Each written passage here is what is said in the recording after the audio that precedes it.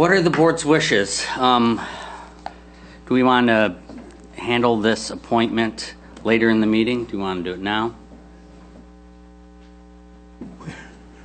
It's a tough one. I'd like to think about it for a little bit and come back Okay. to it later. I agree. Let's handle it later. Okay.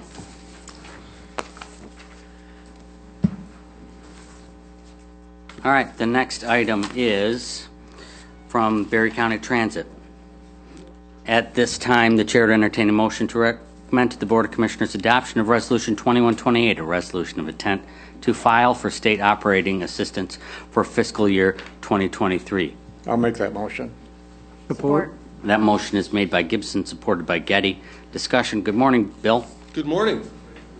What do we have here? It's time to file our annual application for state and federal assistance for our fiscal year 23 for our transit operations, and we're asking for, with your consent, $268,809 from the feds. Is that microphone on? Can you speak into it? Oh, Yeah, sorry. you just need to be All closer. right. Thank you. I apologize. So from the federal government for fiscal 23, we're applying for $268,809. From the state, $522,467. That with estimated local funds of $798,399 would bring an estimated total revenue of $1,589,664. That against projected expenses of $1,498,885. So we'd ask for your consent to apply. Questions or comments? Anybody? This is the standard resubmission that we do every year. It is, Mr. Chair. What, financially, what's the difference between this application and the last one, ballpark? It's very similar. It's very similar. The reimbursement percentages from the state and federal government don't change much generally, and that's a good thing because we'd hate to go south with it. So that's a percentage that equals, between the state and federal government, a little over 50% of our operational costs. So more than 50% of the cost of running the transit is brought right back here to Berry County each year, and we hope that that holds true, of course. Great. Any other questions? Hearing none, the question before the committee is to recommend to the Board of Commissioners adoption of Resolution 2128, a resolution of intent to file for state operating assistance for fiscal year 2023. All those in favor say aye. Aye. Aye. Opposed, nay. Motion carries. Thank you.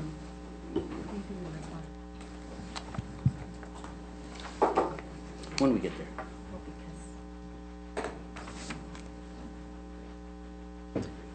I'll go there. Next item from Emergency Management, Jim Yarger. At this time, the chair to entertain a motion to recommend to the Board of Commissioners adoption of Resolution 2129 to adopt the 2021 Berry County Hazard Mitigation Plan and authorize the chair and Emergency Management Coordinator to sign. So moved, Jackson. Support. Smelker. The motion is made by Jackson, supported by Smelker. Good morning, Jim. Morning, everybody. I have with me today Rebecca Hart. She works for Environmental Testing and Consulting. She's actually the one that worked on our plan for us from that outfit. And so basically is once it's adopted by the board, it'll go to FEMA or through their process to get approval. All right. So the first question is, it's the 2021 Berry County Hazard Mitigation Plan. Is this good for 1 month, or is it just 5 years. okay? So the 2021 just indicates what year it was adopted. Correct. Okay. What, in general, hazards are we mitigating? Flooding, extreme weather things. Those are the big ones that could happen here. There's some other, there's radiological in there, terrorist threats, those types of things. There's historical data in there about issues we've had. So I've always had a little problem with that, and I'm not going to go into that story. But anyway. It even has, if there's a nuclear accident at the Palisades Nuclear Power Plant. Correct. We do fall into that 50-mile EPZ zone. It's quite a lot of Berry County, too. Any questions or comments from commissioners? Sorry. Vice Chair Connor. I just wondered about the community input. I know it said you reached out to the 2005 participants. I just wondered who those participants were. I mean, did you, township officials? You don't have to give me personal names, but just, It was elect township officials, and there was a public forum that Okay. they could come to. We had one person, I believe, came to that, but it was advertised. They had the Okay. opportunity. okay, thank you. The industrial and hazardous substance transportation, let me go back. What is, out of these, I guess, 9 categories, floods, thunderstorms, severe weather, extreme temperatures, WMDs, terrorism, hazardous waste, pandemic or scrap, tire fires, what's the most likely to happen, aside from pandemic, since we're in? You want my opinion on that? Yeah. Our extreme weather and Extreme flooding. weather? And flooding, or we're gonna have those transportation accidents, but they don't, in my opinion, don't necessarily impact the amount of people that a flood or blizzard or extreme heat impacts. Okay. Or we get freezing rain and it shut the power off. Would you like to make any comments on this plan? If you could speak it to the microphone. The two, as you asked, the 2005, they had the original plan, and if they were incumbent, they were included in the master's list to contact, and so and the list is in here of the people that we kept in contact with. That's the first thing, and yes, I agree with Jim, of course, that flooding and extreme weather is Berry County's greatest,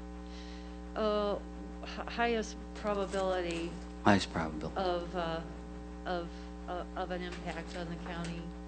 And there is a table in here, the hazard ratings or ranking. Okay. And we followed we followed the historical 2005 groups, time-weighted averages of what they thought, because the original 2005 group decided that that was how they wanted to evaluate the risk assessments.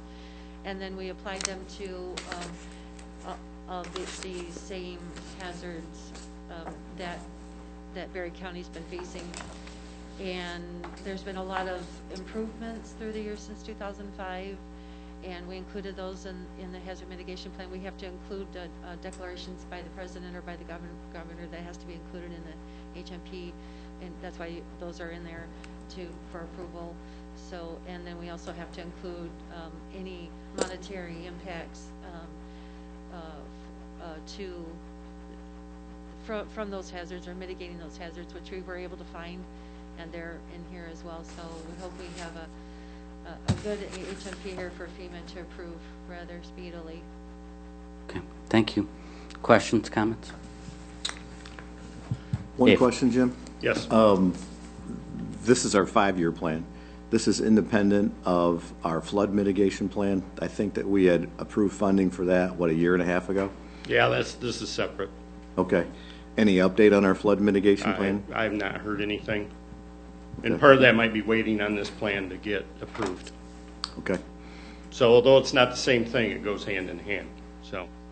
Okay. Seems like it's been a long process for that, and with our high water issues. Welcome to my world. We'd like to have that, like to have an update when you have a chance. Thank you.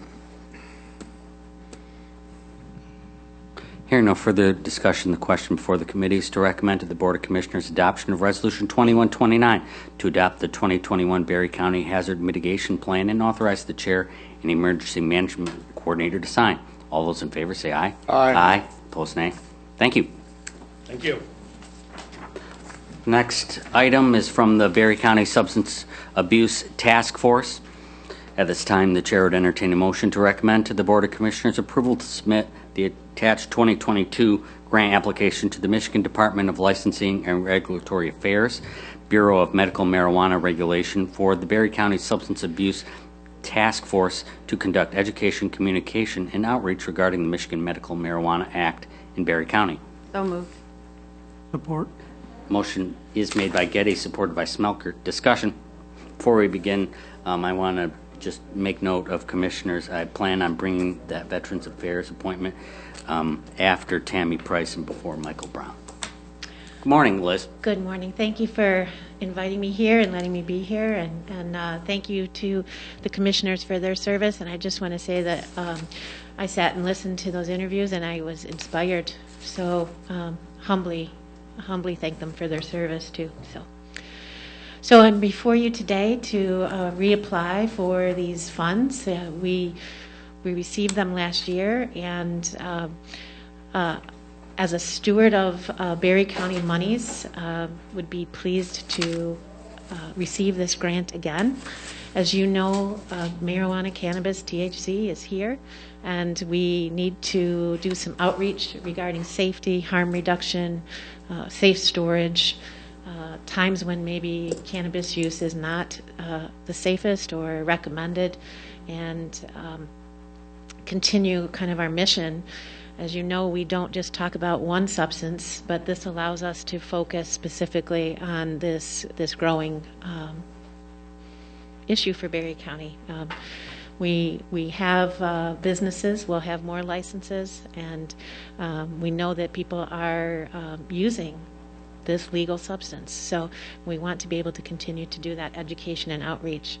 We did have a great response last year with the first grant in returning Berry County's money to Berry County residents, and we one of my colleagues had this idea to do a drive-through medical marijuana free lockbox, and we're going to continue that. And we really enjoyed outreach with the community, and people were very grateful for the boxes, so we'll continue that.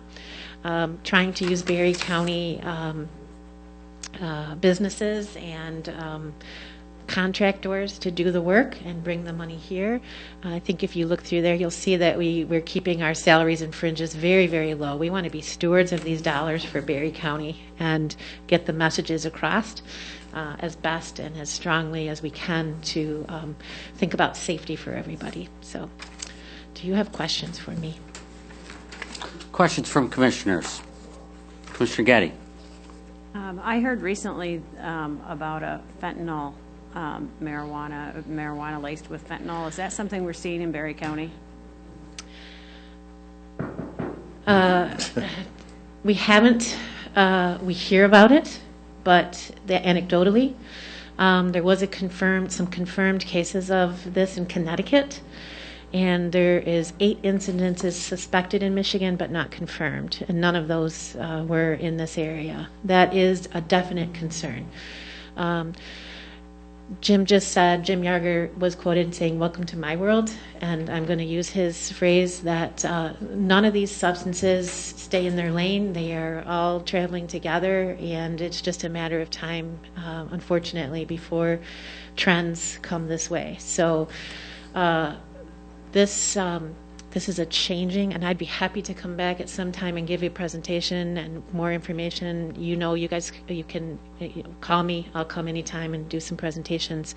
I'm hoping that this doesn't come this way right now. Thank you. Yep. Commissioner Smelker. I just have a comment. I worked with Liz on BCRN committee when I was on it. She works extremely hard to keep Berry County residents informed and healthy habits on substance abuse. And I want to thank her for her hard work. Thank you. Commissioner Gibson. No questions. Vice Chair Connor. Thank you. So when I was reading through the documents that you submitted, so you had television messages that, We did. and what stations were they on? It's through streaming, Commissioner Connor. So we're using Effective TV, where we know that the age of people we're trying to reach are tending to stream television instead of actually watching television in the traditional format that I grew up with. And so it comes through the former Comcast, which is now Effective TV. So we can use a small amount of dollars and actually rack up a lot of impressions, like into the tens to $12,000 of impressions So people may choose to skip those impressions on streaming TV, but some people do not. We've been able to kind of chart those analytics and know that people are seeing the messaging. Okay. And on the radio, is that the local Yes. WBCH? Yep. thought We I will, heard some of we will those. use a well-balanced blend of traditional and digital and electronic media. We work with someone here locally to kind of help us stay up to date with the changing electronic and social media trends so that we're not missing anything. Okay, thank you. Thank you. Commissioner Jackson. No questions. Thank you, Liz. Thank you. Commissioner Campbell. I have no questions, but I would like to say that I firmly believe continued education in the marijuana fields and stuff is very important because it is going to become more prominent in our community. It is. Thank you. So for those of you who- in the audience or listening, these funds come, I have a bug, hold on. Hat bug. These funds come from the recreational distributors in the county, correct? No, these Please funds come from Lara, and come from Lara. they are from the current. My understanding is it's some portion of funding from those card holders for medical marijuana, and we get a certain portion of that. We are just a little bit down, maybe less than $2,000 from last year, maybe a little more than that. And there are, so they have some formula in which they create that amount that they distribute to the counties. Some counties get less, some counties get more based on how many medical card holders or registrants they have. And then we're allowed to, as stewards of those dollars, to spend them to do outreach and education about medical marijuana and recreational, as well as to promote safety when it comes to vulnerable children, youth, those individuals who may be pregnant or nursing, and definitely talking more about safe driving and not combining cannabis and driving. What would you say the majority of the target audience is? Is it medical marijuana users or recreational? Or is it tough to say? It's tough to say because I don't ask. I just am happy Okay. that anybody wants to hear what I have to say, Ben. And we really, I would invite you all if you want to come to one of our we had a local donor actually give us some more money when we ran out of boxes, because we great. did run out, and we actually got some more boxes. People, they want to do the next right thing, and I've been pleased to be able to hear from folks. This is legal, so let's help them be safe. Let's increase safety in our county. Let's make sure we're getting the correct messages out, and maybe correcting some misperceptions or some information that might not be fully understood or presented. So, Great. yep, thank you. Thank you, Liz. Any further questions? Hearing none, the question before the committee is to recommend to the Board of Commissioners approval to submit the attached 2022 grant application to the Michigan Department of Licensing and Regulatory Affairs, Bureau of Medical Marijuana Regulation, for the Berry County Substance Abuse Task Force to conduct education, communication, and outreach regarding the Michigan Medical Marijuana Act in Berry County. All those in favor say aye. Aye. Aye. Opposed, nay. Motion carries. Thank you. Liz. Next item comes from MSU Extension, Director Aaron Moore. At this time, the chair would entertain a motion to the board to recommend to the Board of Commissioners approval of the 2022 agreement between Berry County and Michigan State University for access to MSU Extension programming. moved. I think Vivian got you on that one. Is there support? Support. Motion is made by Connor, supported by Gibson. Discussion. Good morning, Aaron. Good morning. Can you guys hear me okay? Can hear you just fine. All right. It's been a couple years since we've seen you in person, Yeah. feels like. It has been. It's been a crazy couple years, but I'm very excited to be here, meet some new commissioners. So we have our annual agreement for extension services. Yeah, so I can just quickly review it. I know it's the exact same language as it's been every year. So this is the annual agreement for 2022. The total is $124,610, and that represents a 2% increase over last year. Last year we held at 0%, so this is actually a 2% increase in the last 2 years. The agreement is the same in that it offers access to all of our programs in all 4 institutes in exchange for the $124,000. And I could give examples on the programs. I'm not sure exactly. In the years past, you've asked to just Yeah, quite let's brief. give a few examples. Sure. So the 4 institutes are agriculture and agribusiness, children and youth development, and as all of you guys know, that is 4-H, health and nutrition, and community food and environment. So we do work with Blue Zones, obviously 4-H, the fair. We had over $850,000 in sales this past year at the county fair. Very exciting. We're working with the COO at Spectrum on diabetes programs and, excuse me, farm business management, some consumer horticulture with our AABI. So there's a couple few examples. Yeah. In addition, we do all the 4-H programs run through MSU Extension. Questions or comments from commissioners? No. Hearing none, the question before the committee is to recommend to the Board of Commissioners approval of the 2022 agreement between Berry County and Michigan State University for access to MSU Extension programming. All those in favor say aye. Aye. Opposed, nay. Motion carries. All right. Thank you, Erin. So much, everyone. Next item is from the Berry County Animal Shelter Director Ken Kirsch.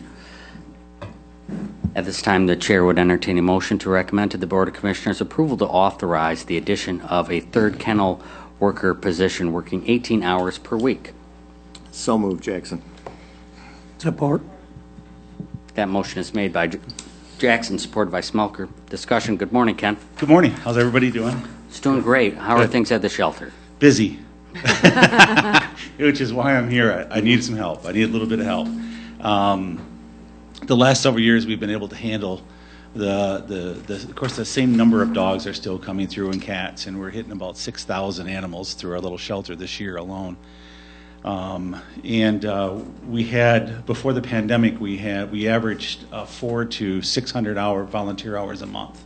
Since the pandemic, we're averaging about 25 to 50. And you can see on the list the afternoon shift. It's just getting to be too much to do it on my own because we just don't have the volunteers coming in. I am recruiting. I'm trying to get the volunteers back, to help take care of the animals and take care of things down at the shelter. And I'm hoping that this 18-hour-a-week person can help out. It's going to be specifically an afternoon shift. And on Fridays, of course, I'm alone. So I'm responsible for the shelter, all the animals, and all the public and everything because our clerk is off on Friday afternoons because she works on Saturdays. And so we can't have any overtime. So then that 4-hour time period is just me. So I'm trying to get someone to help me cover that shift as well. Because the other 2 people I have are 19-hour-a-week employees, and they're in the mornings. And, we're there 365 days a year, every holiday, everything. So that's what I'm asking for. Before we get into questions, I think it's important to give this item some perspective. Hoot and I are the only ones on the board when we decided to go with an independent animal shelter. Mm-hmm. And the problems we faced then were massive. Today, the shelter is running better than we ever hoped it could be. We have more energy and more optimism about it because of your leadership and the volunteers and the staff that work there. So it's important for this board to remember we've come a long way, and we don't want to go back. Yeah, I appreciate that. Lou? Could that be funded out of the Animal Shelter Endowment Fund? Well, we could, and so that fund is setting at just shy of $300,000, and we add to it all the time. Now, we haven't had any big fundraisers either, but, I've also used it for the new shed. We've purchased new vehicles and equipment. I did just get another $25,000 grant for office equipment, which we're in dire need of down there, which I'm going to come in front of you to ask for. My only concern with that is that going to be consistent? I think, we could do it. Now we can most certainly do it now. I mean, I think it came out to, less than $12,000, a lot less than $12,000 a year. We could. Well, I think your bylaws specify that it can be used for the care of the animals, so that's why I thought about Yeah. taking the money out of that. Yeah. We have to assume that it's going to be a recurring cost. Yes, I'm hoping. Dave, you sit on the Animal Shelter Advisory Board. Well, Yes. I'm sorry, did you have another question? No. Okay. Nope. Dave. Just a suggestion. Okay. No, I echo your thoughts that when I started on that committee in 2015, we were coming out of a very kind of tumultuous time. Where it's been now under Ken's leadership is fantastic. There's been a lot of improvements.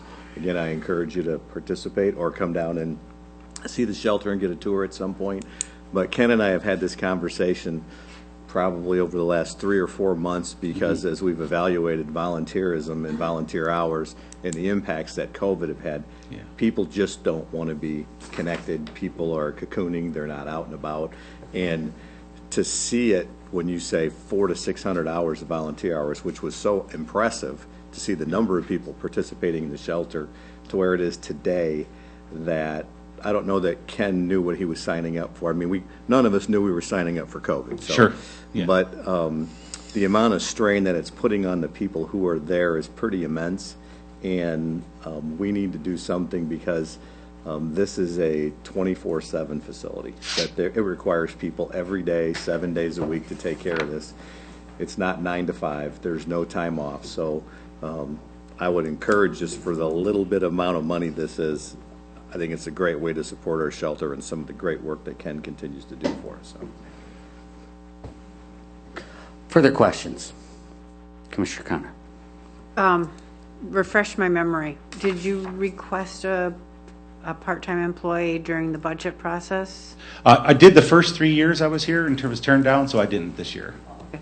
And then I'm doing 60 to 80 hours a week myself. And Yeah. Okay. But I just didn't, I No, couldn't I stopped remember. asking. I couldn't rember if it was on there this year, so. But we're at a breaking point. Right, we're at a breaking I am. point. I understand that. So, do we have a fund yet? We've decided where to take this money out of? The most appropriate place is to take it out of the general fund, just like we would any other department. It's a part of doing business. And the people that donated to the Animal Shelter Fund did not do so, I think, to pay for staffing.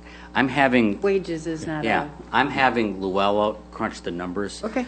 You're asking for $9.80 an hour, 87 cents? I think that they currently, the part-time folks down there now make $9.87 an hour, which I'm going to have trouble finding someone anyway, I think, but that's what they make. That's what the other part-time people make an hour. That's what they make? Yeah. No benefits, no time off, no vacation. Nothing. How does the board feel about that? That seems Very low. kind of unfair. They could go a block and a half to the south and make $15 an hour. I know the people that work there enjoy their work. Yeah, they're and hard, they they're work for the dedicated animals. people. Yeah, you bet. But, McDonald's, you start out at 15. Yeah. I'm supporter, go ahead. I'm for, what do we have in our contingency? We wouldn't, that's a good question, but it's the wrong question. Explain to me why. Contingency is the money that we have at the end of the year for capital type projects, one-time projects. Yeah?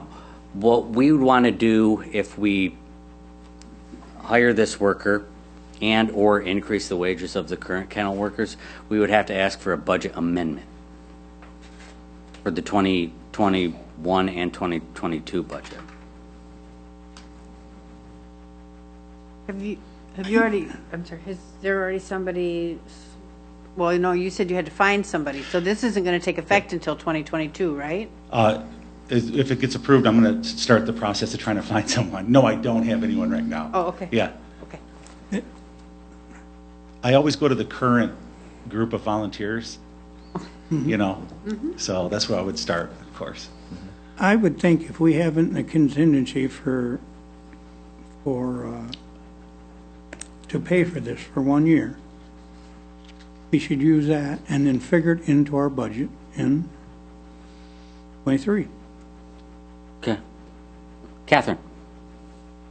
I don't know where you're going with the, even proposing an increase from the 987, but I know, like in our parks department, we have many people that are working for very low wages. So I would like to see if, we're talking about an increase here in employees' wages, that we look more broadly at that. Yeah.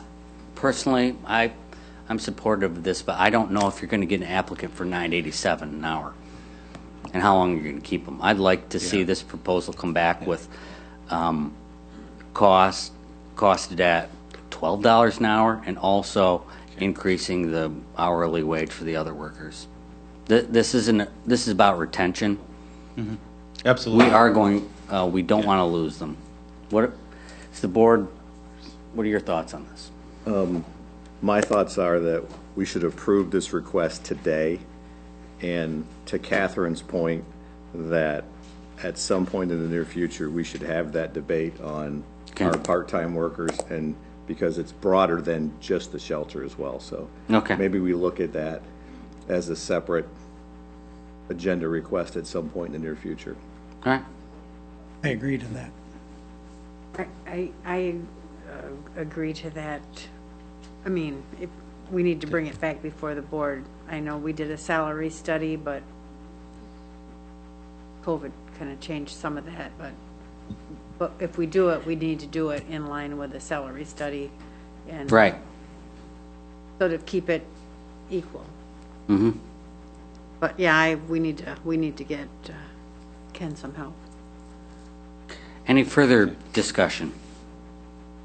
Hearing none, the question before the committee is to recommend to the Board of Commissioners approval of the 2022. Wrong page. I'll take that 124 grand, the last person. I can get someone for that amount of money. I'm sure. You worked longer hours. Yeah. Oh, I gave it to Luella. That's where the paper. The question before the committee is to recommend to the Board of Commissioners approval to authorize the addition of a third kennel worker position working 18 hours per week. All those in favor say aye. Aye. Opposed, nay.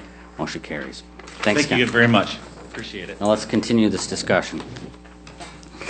Next request is from the Berry County Trial Court Adult Specialty Courts. At this time, the chair would entertain a motion to recommend to the Board of Commissioners approval of the fiscal year 2022 BJA grant contracts for adult drug court and sobriety court, and authorize the chairperson to sign the grant contracts via DocuSign. So moved, Gibson. Support Jackson. That motion is made by Gibson, supported by Jackson. Discussion. Good morning, Tammy. Good morning. So another, in my opinion, easy decision for you folks. The grant is for drug court, $31,843, and that would cover a recovery coach, bus passes, and training at the national conference for 5 of our team members. The sobriety court grant is $32,803, and that would also cover a recovery coach. It will cover electronic alcohol monitoring, as well as bus passes and national training for 5 of those team members. There is no cash match requirement for this grant. It is cash that is right to the county. Questions or comments from commissioners? So this is just for adult drug court and sobriety court. This doesn't deal with juveniles? That is correct. Okay. And about how many clients do we have, or individuals that going through drug court and sobriety court? So drug court has a maximum of 40 participants at any given time, and the sobriety court has a maximum of 25 participants at any given time. We are currently operating at about 25 participants in drug court and about 15 in sobriety court. Our numbers are pretty low. Great. Thank you. Further discussion? Commissioner Connor. So are these funds specifically just for training? A portion of the funds, so $12,091 for each program, is for training. And training is required for us to receive certification. We have to be certified in order to hold or to provide the programming to have the actual drug court and sobriety court. And so we often attend the Michigan training, and this grant covers the national training, which is in Tennessee this year. And what things does this training cover? It'll cover the best practices. So the best practices for providing treatment to our participants. So for example, participants are supposed to have 200 hours of treatment within the first year of participation in the treatment court. So it'll talk about that. It'll talk about what types of treatment are most successful. It'll talk about drug testing and the best ways to provide good, solid drug testing. It'll talk about trends in drugs. It'll talk about AA treatment. It'll talk, not treatment, but AA meetings. It'll talk about recovery coaching. They'll talk about sanctions and incentives and what is working best across the country and why. Okay, thank you. Further discussion? Hearing none, the question for the committee is to give my dang papers in order. The question for the committee is to recommend to the Board of Commissioners approval of the fiscal year 2022 BJA grant contracts for adult drug court and sobriety court and authorize the chairperson to sign contracts by DocuSign. All those in favor say aye. Aye. Aye. Opposed, nay. Motion carries. Thank you. Next item. We need to make an appointment to the Veterans Affairs Board. Commissioners, I don't know how we pick. Each one of these applicants honorably and admirably have served their country, they serve their community, and they have a passion for service. How in the heck do we pick? I don't want to pick one of them. I want to pick all of them. Yes. I don't know if we can make the board that big, but I agree with you, Ben. But I would like for the Vets Board to keep these names on file and use these, and hopefully they will put in for other committees for the county, because I think they're well qualified for other committees in this county to serve the people as well. But I would move that we reappoint Mike Timmons. For that motion a second, I do have to disclose or share that all the commissioners did receive letters of support for Mike Timmons from some of the members of the current board. I did. I think we need to have a discussion with our coordinator to see how we can use all of the individuals that came up here. There are veterans in this county in need, and those guys can help. Don't disagree with you one iota, and I would like to have a discussion with our coordinator and see if we can enlarge this, because I believe, Michael, I believe the state says that can be a 7-person board, and I'd like to know our coordinator's thoughts on that. But I think for right now, we should move ahead and fill the vacancy that we're going to have. According to the statute here, it says 3 to 7 veterans on the board. Well, we're going to have to get creative, not with that board, but we're going to have to get creative in how we find these individuals an outlet to serve. I think us having that discussion is not as effective as Patrick and Lanny having that discussion and looking at what opportunities exist, because those are some fantastic applicants with some fantastic background. I'd love to have them involved in community, but I don't think we can make that decision for those guys. I think we need their input on it. So yeah, we'll see how soon we can get that discussion here before the board. You will push for that, won't you? I will push for Thank it. you. And so will you. Yep, And you, I and you, will. and you, and you. So is the consensus of the board to recommend reappointment of Mr. Timmons? We had a motion. No, it wasn't seconded. I know, but you, I'll support that motion. didn't you stop it? That's what, I was kind of waiting to just, Can you remake your motion? I move that we reappoint Mike Timmons to the Veterans Affairs Board. Motion by Smelker, supported by Gibson, to recommend to the Board of Commissioners approval to reappoint Mike Timmons to serve on the Berry County Veterans Affairs Committee for a 4-year term that begins on January 1st, 2022 and expires on December 31st, 2025. Any discussion? Hearing none, all those in favor say aye. Aye. Aye. Opposed, nay. Motion carries.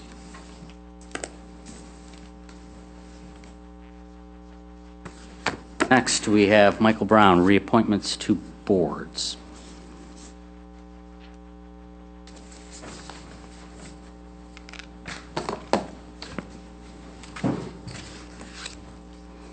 With the board, is the committee okay with making this recommendation, these 5 recommendations, in one motion?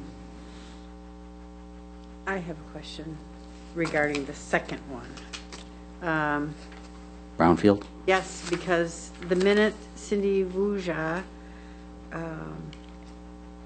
is the economic development representative on that board. But the minutes that are attached are from the Brownfield Redevelopment Authority meeting minutes. So I think we've got the wrong meeting minutes, even though in here it does say that a motion was made to have her back on the board, but shouldn't it be from the Economic Development Board? And I know there's been some changes to how those boards work. So I'm going to look to kind of David a little bit here. Cindy is not involved in that EDA. She's on the Brownfield Board now. So if the minutes are from Brownfield, that would be appropriate. Well, but according to the roster, she represents. No, it doesn't say that here. I thought it said that she represented the EDA on that board. Cindy Vuja, Economic Development Coordinator. The current members are as follows. That would be a misprint on there, but I think we can get that corrected for the BOC next week. So the makeup of, then I guess I'm questioning the makeup of the Brownfield Board. I mean, who, does she sit on that board as a, well, she's not a, they're all from someplace, they're not. Yeah. These are individuals that work on related issues with the EDA board. And a couple of years ago, we realigned our board appointments to mesh with the EDA's Brownfield initiatives. So is she a member at large then? That's what I'm wondering, who does she represent? Because we have minutes, usually the Brownfield Board wouldn't recommend its own candidate. It would be whoever she's representing. You know, like the Animal Humane Society recommended someone for the Animal Shelter Advisory Board. So that's why I was a little confused on this one. Who she represents. Okay, we On can that pull Brownfield that, board. we can pull that one out. Let's take care of these other ones Okay. if there's no objection. Yeah, I don't have any objection on that. At this time, the chair would entertain a motion to recommend to the Board of Commissioners approval to appoint Cindy Vuja to serve on the Central Dispatch Board in a citizen at-large position for a 4-year term that began on January 1st, 2022 and expires on December 31st, 2025. Approval to reappoint Craig Stolzenberg to serve on the Berry County Transit Board for a 3-year term that begins on January 1st, 2022 and expires on December 31st, 2024. Approval to reappoint Holly Pinero to serve on the Berry County Approval to reappoint Holly Pinero as recommended by the Berry County Humane Society to serve on the Humane Society representative for a 1-year term on the Berry County Animal Shelter Advisory Board that begins on January 1st, 2022 and expires on December 31st, 2022. And approval to reappoint Frank Viella to serve as the Berry County Road Commissioner on the Berry County Solid Waste Oversight Committee for the year 2022 as recommended by the Berry County Road Commission. there any discussion? They're all standard general appointments? Yes. Okay, and again, I don't have any problem with who it was appointed, but I was noticing on the Berry County Road Commission meetings, it just says motion was made and second to appoint Commissioner Fela to serve on the solid waste, but it doesn't say who made the motion or who seconded it. It is a mystery. Hopefully we can figure that out. We will figure it out before our next meeting. That was a little easier than the Brownfield. Who's the road commissioner behind the curtain? We'll find out. Okay, thank you. Is there further discussion? Hearing none, all those in favor say aye. Aye. Aye. Opposed, nay. Motion carries.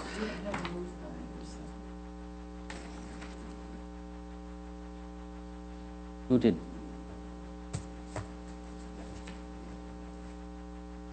I was really confident in that.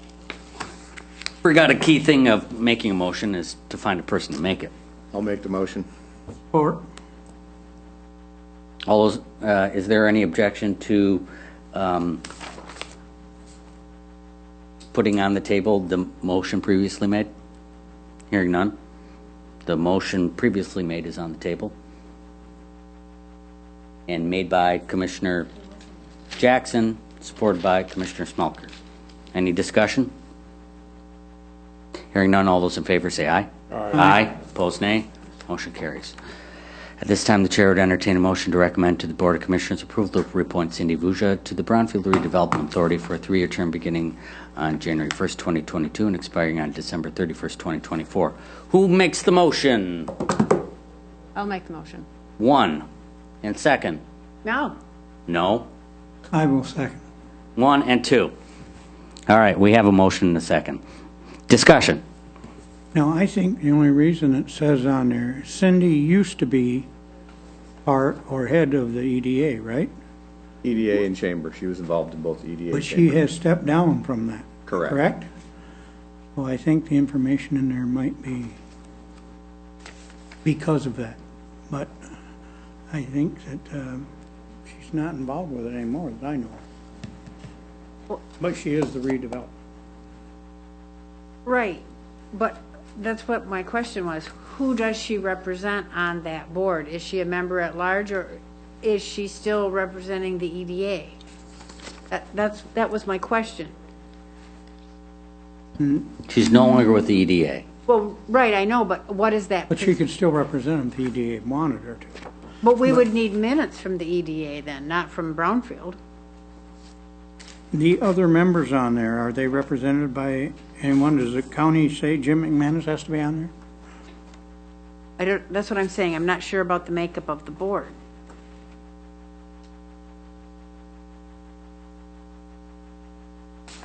We can get that question answered before the BOC.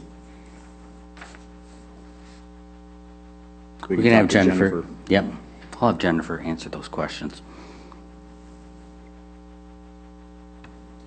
This is a unique board and a unique appointment process, so it would be good to answer these questions.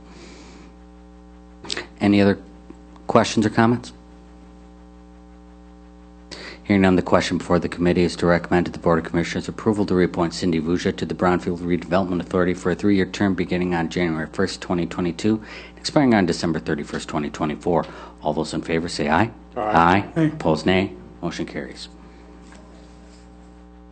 Next. This is going to be an items for consideration then. Yeah. Okay. Since I mean, you would pull it off anyway, so we'll just put Well- them on items. Yeah, because, Yeah. At this time, the chair to entertain a motion to recommend to the Board of Commissioners that Berry County opt into the National Opioid Settlement Agreement and authorize Benjamin Geiger, Berry County Board Chair, to sign and submit the settlement participation form on behalf of Berry County. So moved. There's motion. Is there a second? Support. Motion is made, second by Jackson. Discussion. Motion by Gibson, supported by Jackson. Discussion, Michael. Good morning. This is can be a rather lengthy item. Hopefully everybody's had an opportunity to at least peruse the materials that were provided.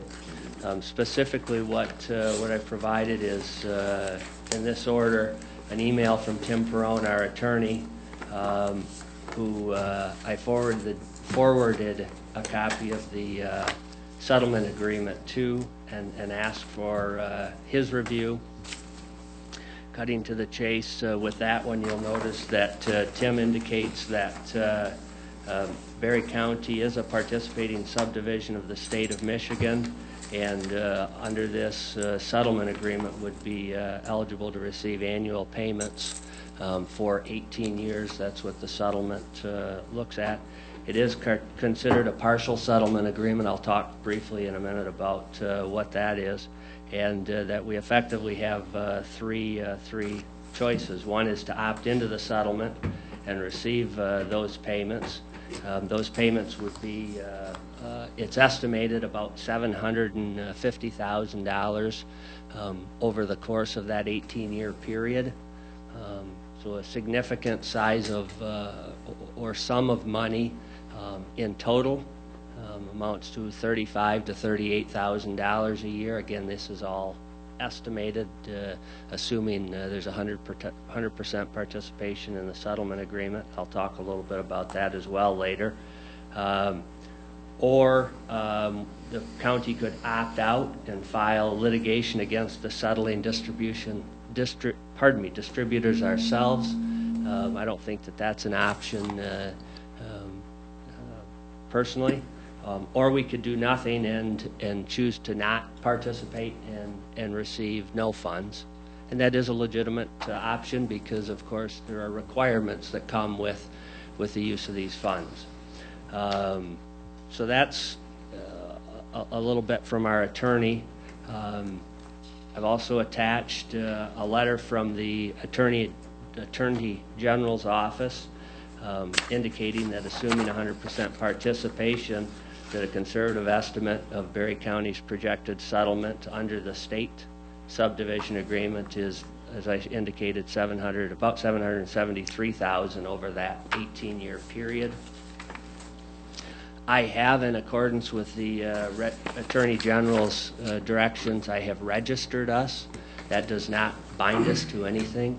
It just provided access then to the settlement agreements themselves that we could review, and puts the state on notice that we're taking a look at this. There is a deadline, and that deadline to opt in is January 2nd. Apologize for the kind of the shortness of the time frame, but I was waiting for a webinar to occur where I was able to participate and get some sense of what's going on or what this is all about up until that, and it was mid to late November that webinar occurred. It was out of that webinar that we were able to get the documentation that we now have. So prior to that, there was just nothing to come talk to you about with regard to the settlement agreement, other than just the concept of it. And again, it just was vague. So the third document that's been included is also a document from the Attorney General's office. And it is kind of a settlement overview, a written settlement overview. Gives you some information. And then the final document, and maybe one that I'll refer to for a little discussion, is a PowerPoint presentation that was provided at that November, I think it was 19th, webinar by attorneys Mark Bernstein and Paul Novak, who are the principal, I guess, attorneys, along with the Attorney General's office, involved in this national opioids partial settlement.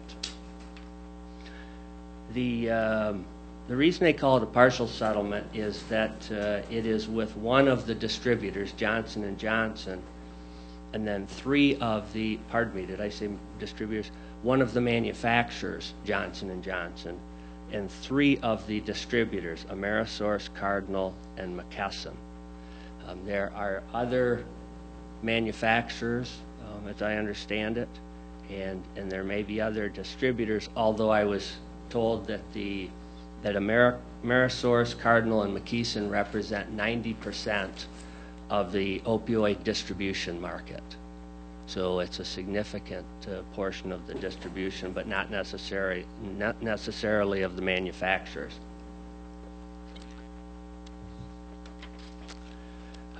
It is a partial settlement that includes up to $26 billion to be paid over 18 years to state and local governments.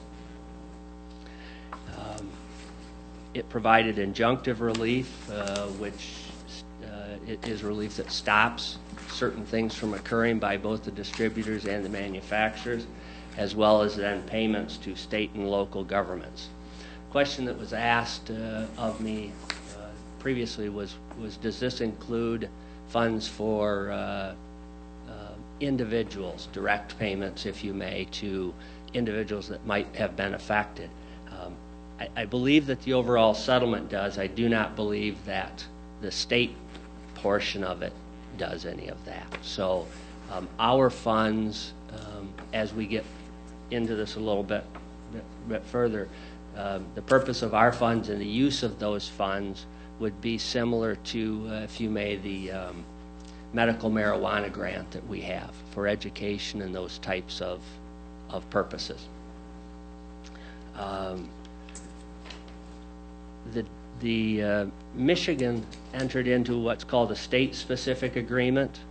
So instead of 15% non-state specific agreements allocate 15% to state government, 15% to local governments, and 70% to a statewide opioid abatement fund.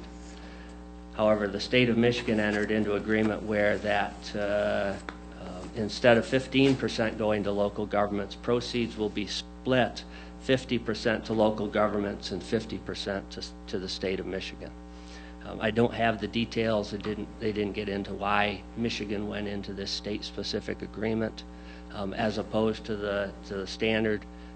But that is what has been decided, is that if we opt in under Michigan's agreement, that instead of 15%, it becomes 50%.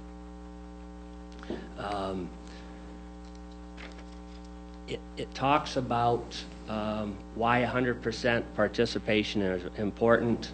I'm not going to go into that detail, nor do I honestly think that I'm qualified at this point to get into that level of detail on it. But this isn't a certain thing. The whole settlement could fall apart. There's a slide on implementation, and you'll see that if certain things occur or precisely don't occur, the deal fails and litigation continues on.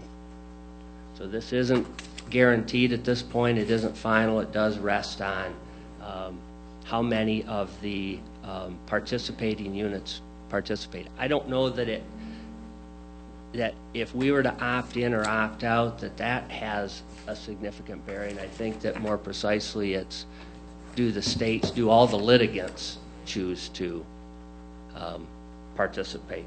But again, we're getting into details that are maybe more in the weeds than I'm aware, and if you may.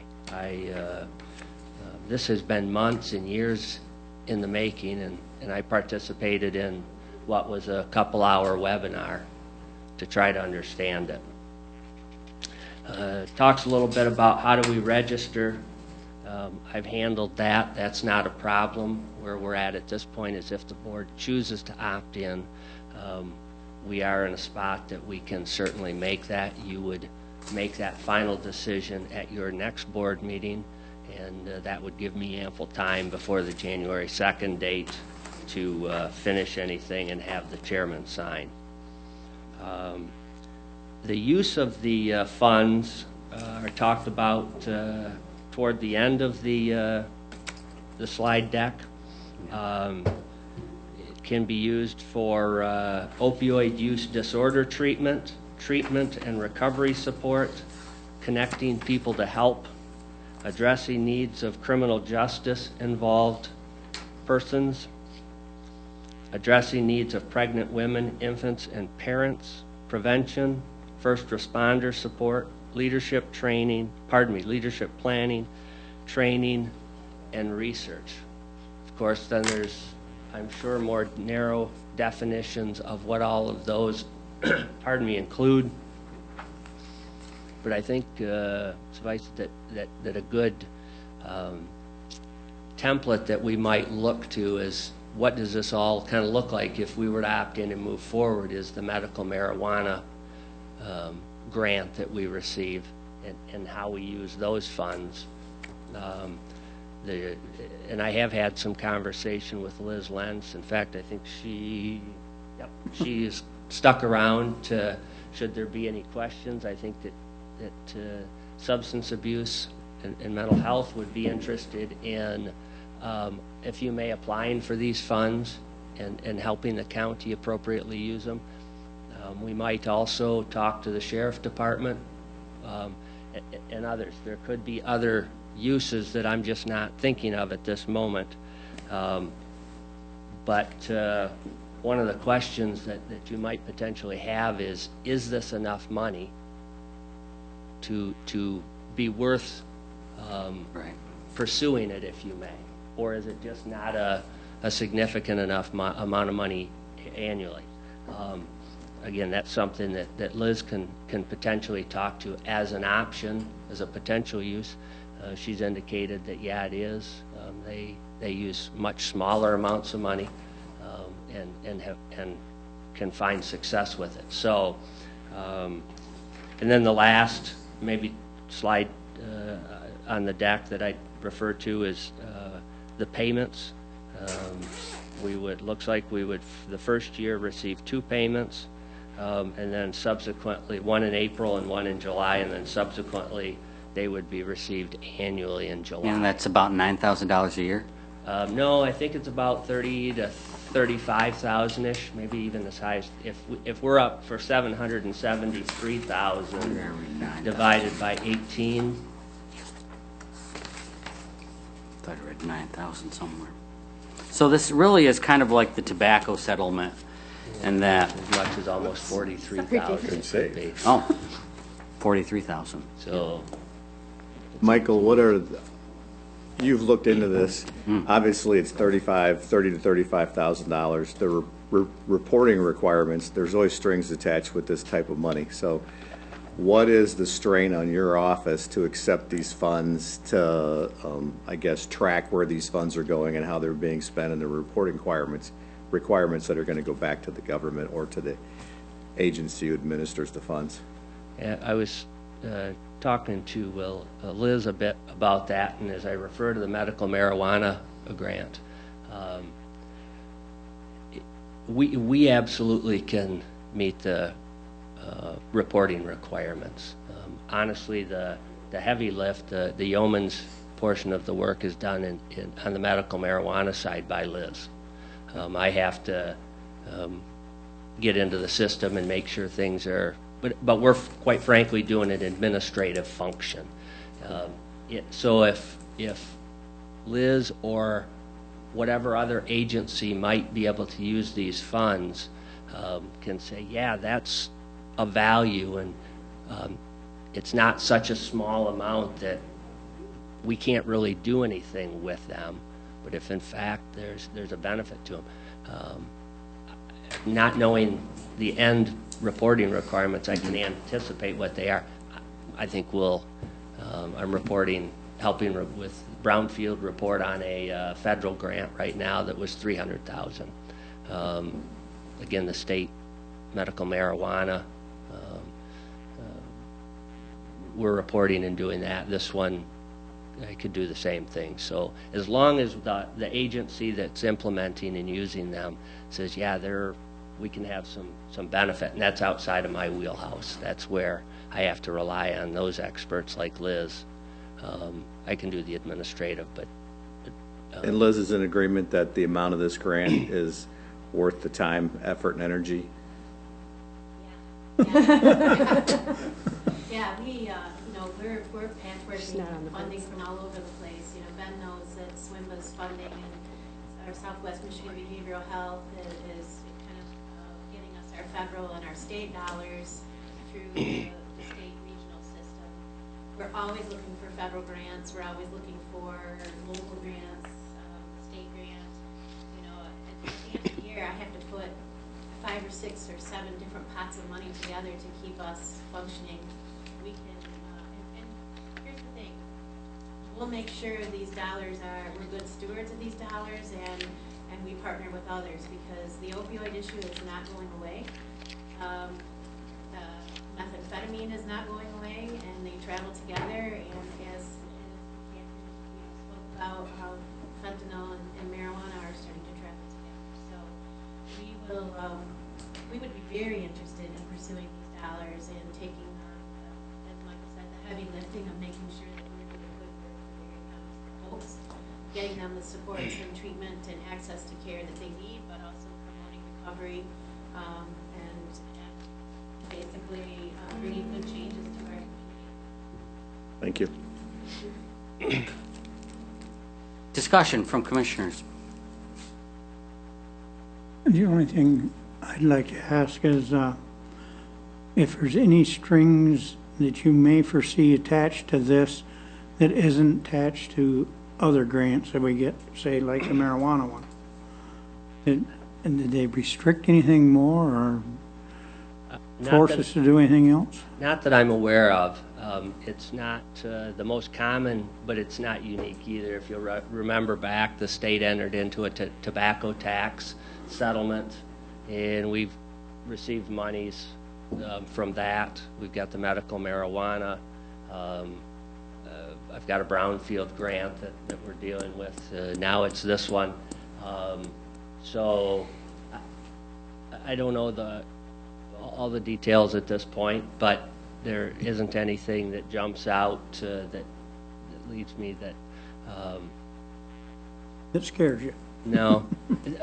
It's just making sure that we have an avenue to appropriately use the funds. Mhm. That's because, again, that's not I'm not an expert on the implementation, and thankfully that's why we have Liz and others in the community that, and if she's saying, yeah, we can put these funds to work,